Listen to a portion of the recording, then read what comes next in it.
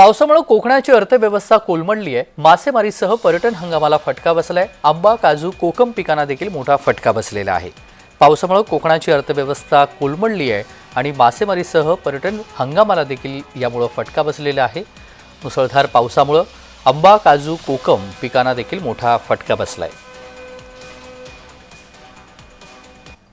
गेली 14 तारीखपासून पाऊस कमी जास्त चालू होता, पण 20 तारीखपासून अगदी दमदार पावसाने झोडपलं म्हणायला हरकत नाही।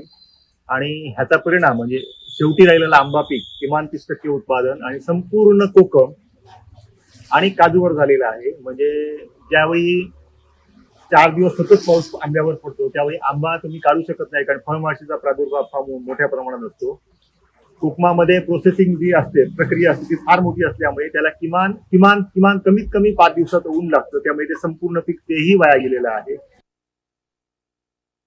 आज पूर्णपणे जमिनीवर कोकम पडून पूर्णपणे कुजलेलं आहे। आंबा म्हणाल तर तुम्ही आंब्याचं पूर्ण आता कॅनिंग पण बंद झाल्यामुळे आंब्याला पण काही नाही। आता आंबा 6-7 दिवस पाऊस पडला, आंबा पिकणं मुश्किल झालेलं आहे।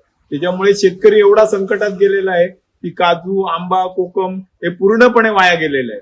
तेव्हा सरकारने थोडंफार तरी या शेतकऱ्यांना दया दाखवून काहीतरी म्हणून त्यांना मदत करावी, एवढंच आम्ही त्यांना सांगतो।